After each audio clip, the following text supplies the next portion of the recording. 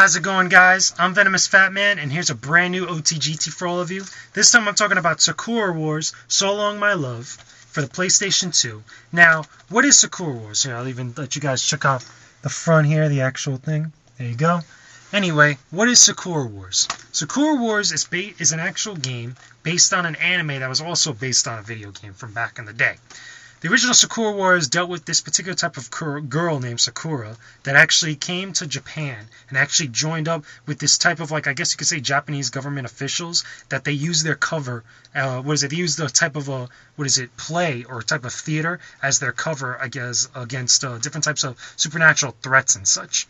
Or they call it specific type of energy or whatnot in the actual anime. If you've ever seen it, you'll know exactly what I'm talking about. But that's not the main focus of this thing.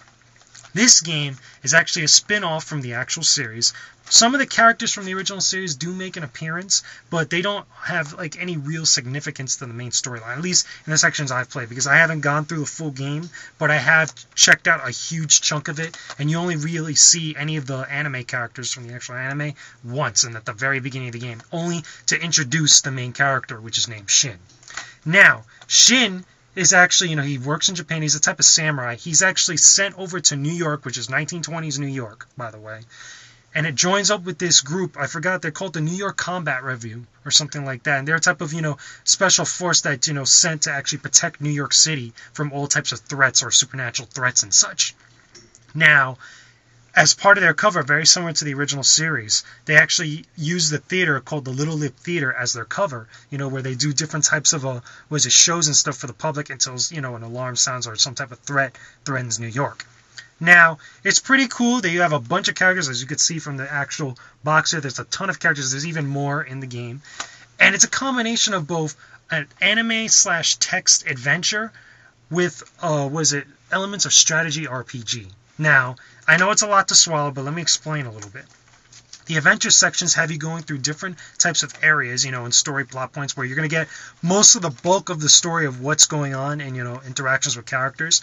And you go around to different areas, talking to different people, learning about the stories, doing little tasks or secondary side missions here and there. And you actually, get all that, pretty much that dialogue right then and there. And it goes on. They actually played out almost kind of like episodes if you were watching an actual anime, or if it was an actual anime show. It's got the whole presentation of that, with the music and everything. It's really good on presentation, I have to say. For a PlayStation 2 game, it's really top-notch. Now, the battle sections, which are more the strategy RPG, plays very similar. If I had to give you an example, if you guys have ever played Resonance of Fate, or maybe, if I could say, Magna Carta 2, very similar to how those types of games are when it comes to actually movement and such and taking turns and things like that. Really, really cool. So it's done completely in 3D. Looks awesome. A lot of cool special effects. A lot of awesome attacks. You can do team attacks with your different buddies that are with you, that are part of your squad. Take out a whole bunch of enemies. And really, really, really epic boss battles. Some of the bosses in this game look phenomenal. They're huge in scale, and they require a little bit of know-how to actually take them down. A little specific types of strategies you have to develop when taking them down. Now, is this game good, and is it worth your time? Here's the thing. Number one, you have to be really a big fan of anime to really kind of get into this. Really, for someone who's not into anime at all, or doesn't like the cheesy plot points, or doesn't like, the look or the type of feel or the presentation of it, you're not really going to find a lot here. And the strategy RPG elements of it aren't really going to kind of, catch your eye too much. They look cool, but the problem is, which was my main gripe with it, the battle sections are spread out wide, over long extensive periods of time. Most of what you're going to be doing in the game, you're going to be doing the text/little exploration adventure parts of it, which take a while. And they're really necessary to complete, which brings me to my second thing. Because they're so kind of large and so much stuff to do, the game almost actually kind of requires you to actually listen to all that dialogue and talk to as many characters as you can.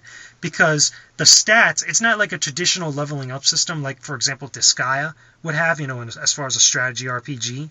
This one, on the other hand, as you build relationships with other characters through the adventure portions of the game, they actually increase the strength and your bond and the types of attacks that you do with the other characters, which means that your characters get stronger in your squad, including your main hero.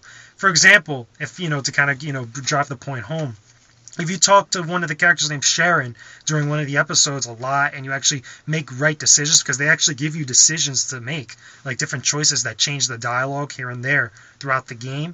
Depending on what types of decisions you make, if you make really good decisions on there, you're going to get big stat boost when you actually get to the battle sections of the game.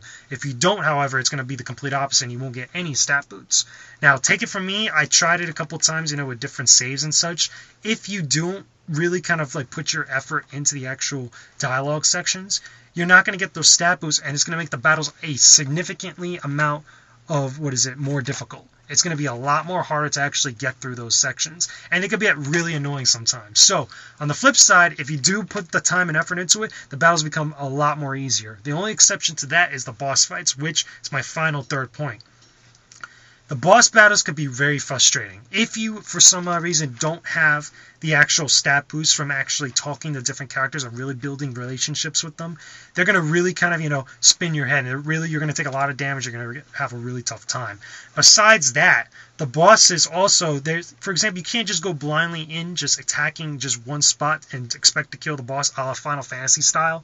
You have to actually attack specific spots, and there's other like conditions or situations that you have to deal with during the course of battle. Kind of like, for example, like you're flying, you have to know what height you're at, or if you have to know what exactly or where you're positioned around the particular type of boss, or if you have to attack a specific spot or a specific item in order to take them down. Now, sometimes, you might get lucky, on the first time and actually run through the boss real quick, and that's pretty cool. Other times, you may have to try it once or twice over again, or it may actually take a long period of time before you actually take down a boss, which could get very frustrating. For someone, out there that may not be a fan of that, this, you may want to steer away from this because, like I said, it can get very frustrating. But if you like a challenge and you want a little bit much more intricacy as far as, what the whole strategy RPG thing is about, this might actually be for you. But anyway, a couple other things to note. Like I said, music is incredible. It's awesome. Real classy 1920s, with a little bit of that Japanese techno flair to it. Really, really cool soundtrack. I actually considered getting a couple of the songs from this game, putting on my iPod because they were actually pretty good.